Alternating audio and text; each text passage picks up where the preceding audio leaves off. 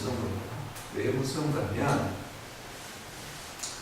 임대소득세를 세금이 얼마 안 될 수가 있어요. 그런데 임대소득세를 내는 순간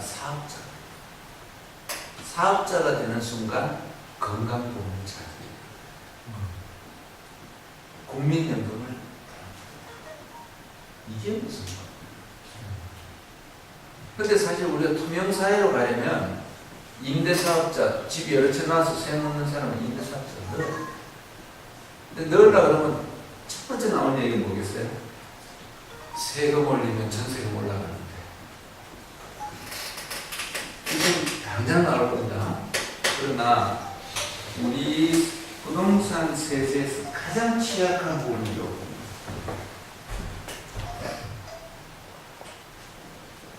우리나라 다주택자가 굉장히 많습니다. 다주택자가 가진 주택이 몇 채나 되느냐 하면 한 4,500만 채가 될 거예요. 다주택자는 뭐 자기 사는 집 말고 문장도 없습니다. 생각지나요. 그런데 임대소득세는 아니에요. 최근 월세가 반 이상 차지해요. 월세는 넣었어요. 전세는 뭐 소득이 없다 하지만 반 이상 월세는 넣는데도 임대소득세 내는 사람이 1%가 돼요. 왜 그러냐? 월세 신고를 안 해요. 국세청도 봐줘요. 막 또 저것까지 하면 또 막 필시 뭐 주기니 살리니 전세금 올리니 뭐 펴떨어질 소리니까. 저는 해요. 저는 우리 부동산 세제에서 가장 취약한 내용을 저래요. 저거는 우리가 반드시 고쳐야 될 일입니다. 혹시 또 질문 있습니다. 네. 부동산 세금하고는 좀 차원이 틀린데요. 자, 아까 말씀드린 것처럼 건강보험료가 굉장히 급격히 상승을 했습니다. 근데 또 자료를 찾다 보니까 어제 또 신문기사에도 그런 내용이 있더라고요. 9억 주택을 가지고 있을 때 보통 직장의료보험에 가입되어 있는 자녀에 한해서는 배제가 돼서는 그걸 별도로 다시 수식을 하겠다라는 얘기를 하고 있는데, 그러면 과연 이거를 저희가 어떤 식으로 받아들여야 될지. 예, 여러분, 우리는 직장가입자는 부양가족이 몇 명인가에 상관없이 다 자기 소득에 따라서만 보험료를 내도록 돼 있어요. 그죠? 그것도 사업자가 반보다 나오고 나는 반만 내니까 직장가입자가 상대적으로 유리해요. 지역가입자는 사람 머릿수를 해야 해요. 그 다음에 재산이 얼마이나 자동차 인정을 따져서, 그리고 국가가 보조해주는 게 거의 없어요. 그러다 보니까 지역 가입자들은 엄청난, 아마 9억짜리 집 가진 사람이면 자꾸 그러니까 괜찮습니다. 하세요.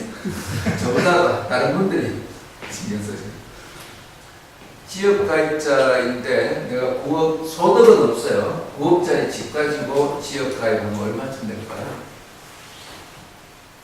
한 15만 원, 20만 원 내야 될까요? 한 20만 원 내야 될 겁니다. 그런데 자식이 있어. 월급 200만 원. 거기다 얹으면 추가 비용 제로. 연예인들이 택시에서 취직했다고 해가지고 건보료 적게 내고 얼마나 대비를 하죠. 근데 이거는 누구도 하셨느냐면 이명박 대통령이 하셨거든요. 기법입니다. 그 양반이 대통령 되시기 전에 한 300억 자산가였는데 건강보험료를 2만 8천 원을 했어요. 그게 실제 선거 과정에서 논란이 됐어요. 왜 그러냐? 취업자를 어디 취업자냐면 자기가 가진 뭐 영포 빌딩인가 거기에 관리회사 직원, 관리회사 사람. 야, 이런 반장하죠. 그러니까 이게 개인 자영자로 세금을 냈으면 그 양반이 한 200만 원씩 냈어야 될까. 그런데 취업자로 세금을 내니까 한 2만 원. 세상이 이렇습니다. 이러니까 지금 건보 재정이 할수록 악화되고 있어요. 고령화가 일어나니까. 여러분, 우리나라는 직장 건보 가입자 한 사람당 몇 명의 부양가족이 있느냐 하면 한 2점 몇 명의 부양가족이 있습니다. 근데 대만 같은 데는 부양가족이 몇 명이냐면 1.1명일 것 같습니다.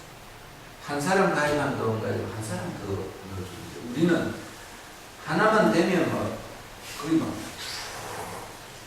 다 달라붙어 있는 거예요. 이게 문제라고 느껴요. 이 문제거든요. 이거는 이제 다 내줘야 돼요. 내줘야 되는데 내주면 또 가만히 있습니까? 소득도 없는데 무슨 돈 가지고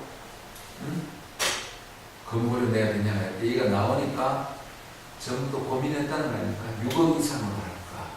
9억 이상으로 할까?